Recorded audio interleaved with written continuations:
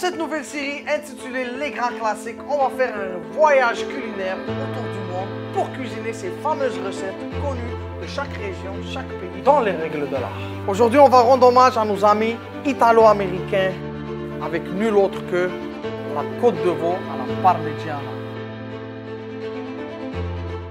Bonjour tout le monde et bienvenue dans un nouvel épisode des Grands Classiques avec le seul et l'unique Amin Labi. Aujourd'hui, petite recette italo-américaine, une côte de veau à la parmigiana. La côte de veau à la parmigiana, c'est une recette assez technique, mais qui va se diviser en 3 étapes super simples. La première étape, c'est la préparation de notre côte de veau. Pour commencer, ici j'ai 2 magnifiques côtes de veau préparées par mon boucher. On s'assure d'avoir l'os bien dégagé. On va se munir d'un désosseur et on va commencer notre boucherie. Première étape, on va venir dégager l'os de la côte à l'aide de notre couteau. Pour commencer, on va faire une belle incision sur le dos de notre os. On va venir dégager l'os tranquillement à l'aide du couteau. Et on va faire pareil de l'autre côté.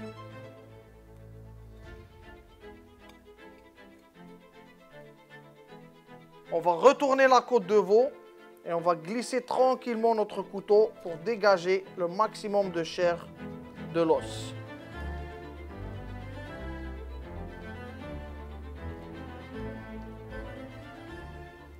Et on va essayer de garder environ un demi-pouce pour garder l'os attaché à notre côte de veau.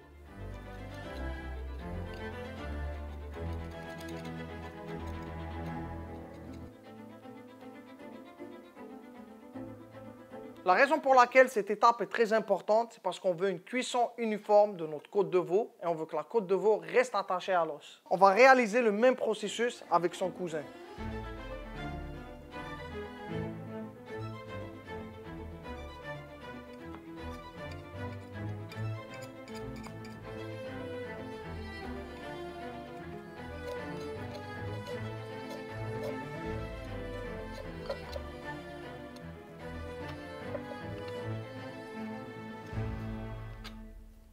Et voilà, le tour est joué. On s'assure de bien nettoyer notre poste de travail et on va se munir de papier film ou d'un sac Ziploc. On va venir couvrir l'entièreté de notre planche à découper avec 2 couches de papier film.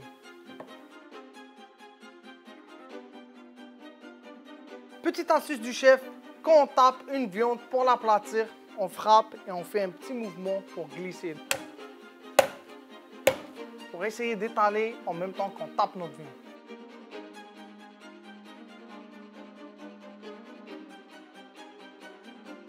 Cette étape prend beaucoup de patience et de persévérance. L'épaisseur souhaitée de la côte de veau, c'est environ 1 cm. Le plus dur de la recette est déjà fait. Maintenant, on s'assure de bien se laver les mains.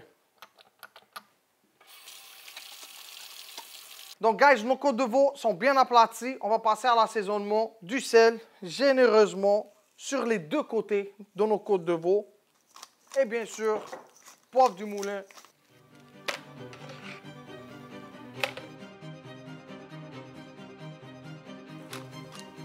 Une fois que nos côtes de veau sont prêtes, on va passer à notre panure. La panure à l'anglaise, c'est du génie. Parce que la farine va adhérer à la viande, et l'œuf va adhérer à la farine, et la chapelure va adhérer à l'œuf.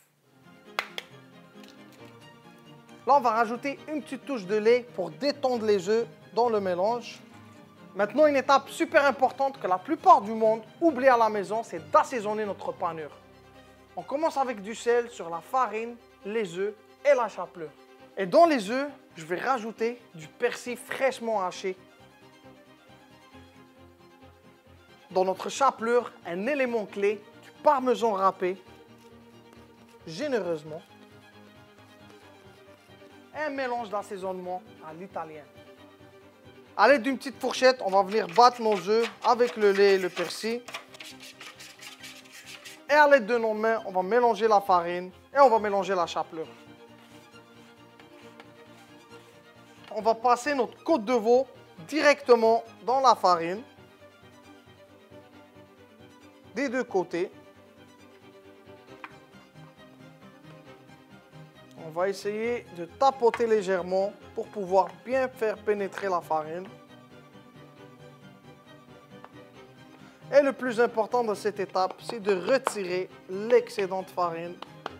Donc ici, côte de veau bien farinée, l'excédent de farine est retiré, on passe directement dans l'œuf. Et là, dans l'œuf, faites très attention, ne mettez pas vos mains dans l'œuf parce qu'après, vous allez avoir la farine collée dans les doigts et la chapelure collée dans les doigts. Donc, on tient la côte de veau par l'os et tranquillement, on vient la déposer. Et là, à l'aide de l'os, on va faire des petits tours, des va-et-vient. Et on s'assure de le faire des deux côtés. Et pareil qu'avec la farine, on va retirer l'excédent d'œuf et on va venir le déposer directement sur notre chapelure. Avec la chapelure, ce que j'aime beaucoup faire, c'est que je viens mettre un petit peu de chapelure sur les côtés. Comme ça, je pourrais commencer à faire adhérer la chapelure sur la côte sans avoir l'œuf collé sur mes doigts.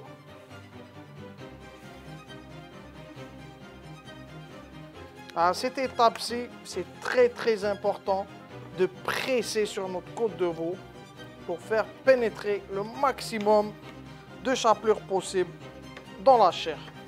Et même à l'aide de notre poing, on peut vraiment venir et donner des petits coups.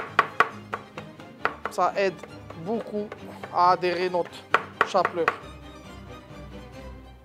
On la retourne et on fait pareil de l'autre côté.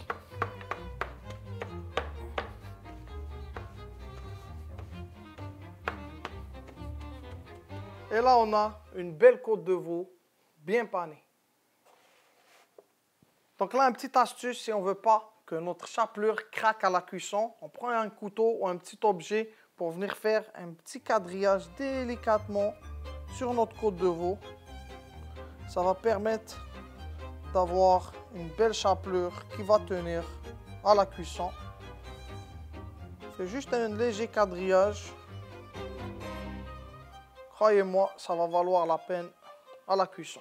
Et on répète le processus sur l'autre côté de notre côte de veau.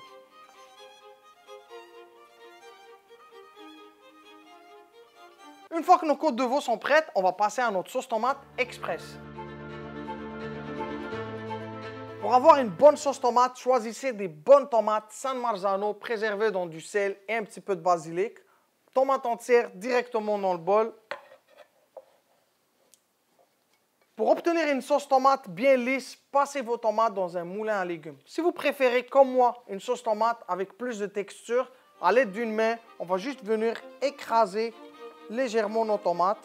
Donc, à l'aide de cette technique, on va avoir des beaux morceaux de tomates qui vont rajouter de la texture à notre sauce.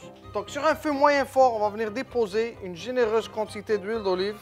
On va rajouter la moitié d'un oignon finement ciselé et une gousse d'ail émincée. On va suer le tout environ 3 à 4 minutes. On va assaisonner généreusement avec du sel. Et pour un kick, une petite touche de chili broyé. On ajoute quelques feuilles de basilic et on ajoute nos tomates concassées. On va bien mélanger le tout. Réduire le feu et laisser compoter environ une vingtaine de minutes. Pendant que notre sauce est en train de compoter, on va passer à la cuisson de nos côtes de veau. Pour la cuisson, on va commencer sur un feu moyen fort dans une poêle qui garde bien la chaleur. On va déposer une généreuse quantité d'huile d'olive. Une fois que notre huile est bien chaude, on va déposer notre côte de veau. Et l'important quand on dépose la côte de veau, c'est vraiment de la tourner légèrement pour éviter que ça colle. On va juste s'assurer d'avoir une belle croûte bien dorée.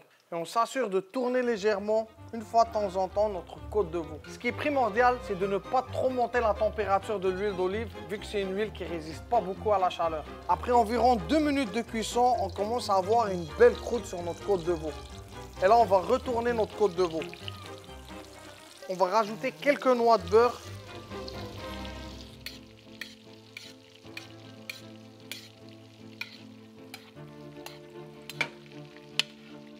Et là, on s'assure d'avoir un beurre bien mousseux et on évite surtout de brûler le beurre.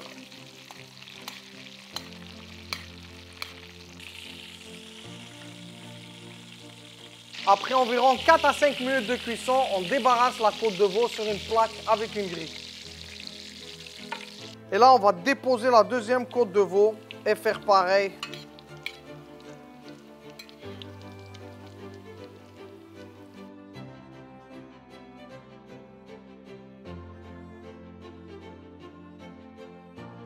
Maintenant, on va flasher nos côtes de veau dans le four environ 2 à 3 minutes à 400 degrés Fahrenheit.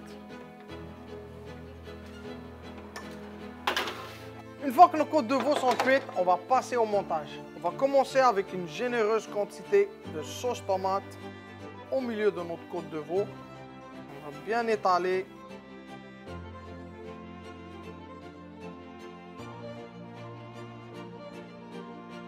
On va râper une généreuse quantité de parmesan.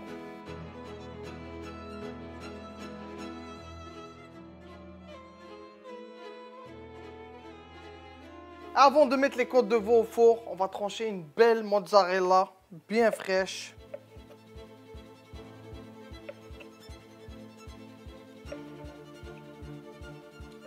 Et maintenant, on va garnir notre côte de veau comme une pizza. Et là, vous avez compris pourquoi c'est une de mes recettes préférées. C'est super gourmand. On a le fromage, on a la sauce tomate, on a la friture. Et on va finir le tout au four sur le mode grill, broil au maximum, environ 3 à 4 minutes pour avoir une belle croûte sur notre fromage. Et on est prêt à servir. Nos magnifiques côtes de veau sont prêtes. Maintenant, place au dressage. Pour dresser notre assiette, on va déposer une généreuse quantité de notre sauce tomate au fond de l'assiette. Et comme vous voyez, nos petits morceaux de tomates sont bien visibles. On étale tranquillement. Et on vient déposer la pièce de résistance, notre côte de veau panée avec le fromage gratiné au four. On finit le tout avec une touche de parmesan râpé. Une grande touche. Du basilic fraîchement cueilli. Et la touche finale, un petit coup d'huile d'olive. Et voilà, notre côte de veau à la parmigiana est prête. On la sert avec une petite salade. C'est un plat calorique, gourmand, mais surtout généreux. Essayez-le à la maison, vous n'allez pas être déçus. Si vous aimez les recettes et notre contenu, n'hésitez surtout pas à nous donner un peu d'amour dans les commentaires et abonnez-vous pour plus de recettes. Bon appétit!